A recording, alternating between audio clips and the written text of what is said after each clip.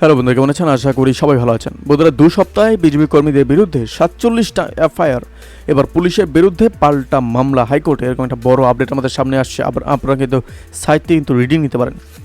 বন্ধুরা, বঙ্গ রাজনীতিতে আবারও হটস্পট হয়ে উঠেছে নন্দীগ্রাম। এক টানা 2 সপ্তাহে বিজেপি কর্মী সমর্থকদের বিরুদ্ধে 47টা এফআইআর দায়ের হয়েছে নন্দীগ্রামের একটি থানাতেই। 14ই মে থেকে 1ই জুন, এই 2 সপ্তাহের মধ্যে একই থানায় এতগুলো এফআইআর দায়ের হলো কিভাবে, তাই প্রশ্ন উঠেছে নন্দীগ্রামের পুলিশের ভূমিকা নিয়েও। তাই এবার পুলিশের বিরুদ্ধেই পাল্টা প্রশ্ন তুলে মামলা করা হয়েছে কলকাতা হাইকোর্টে। এই প্রসঙ্গে মামলাকারীর বক্তব্য, প্রায় সবকটি মামলায় নাকি পুলিশ করেছে স্বতঃপ্রণোদিতভাবে, যার মূল উদ্দেশ্য হলো বিরোধী নেতাকর্মীদের হেনস্থা করা।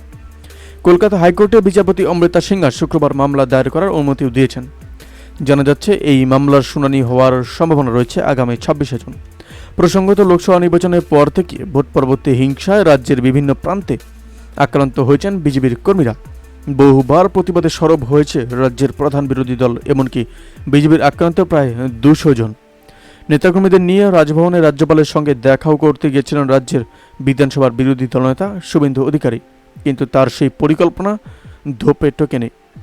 রাজভবনের বাইরে 144 ধারা জারি থাকায় পুলিশের বাধার মুখে পড়েন তারা। তাই শেষ পর্যন্ত তারা পুলিশের কাছে ধর্নায় বসার জন্য অনুমতি চেয়েছিলেন, কিন্তু পুলিশ তাদের অনুমতি না দেওয়ায় শেষ পর্যন্ত এই মামলা গড়ায় কলকাতা হাইকোর্ট পর্যন্ত।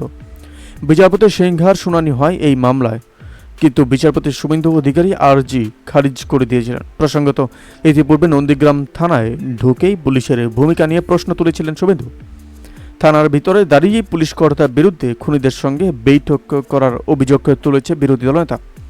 সেই সময়ে থানার বাইরে থাকা কেন্দ্রীয় বাহিনীর জওয়ানদের ধমক দিয়েছিলেন শুভেন্দু।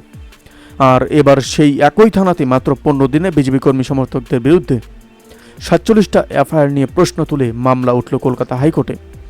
বন্ধুরা, এই আপডেট প্রসঙ্গে আপনাদের কি মতামত অবশ্যই আমাদের কমেন্ট করে জানাতে বলবেন না। ভালো থাকবেন, সুস্থ থাকবেন, ধন্যবাদ। দেখা হচ্ছে নতুন একটি ভিডিওতে। আপনি কোথা থেকে দেখছেন এই ভিডিওকে অবশ্যই আমাদের কমেন্ট করে জানাতে বলবেন না।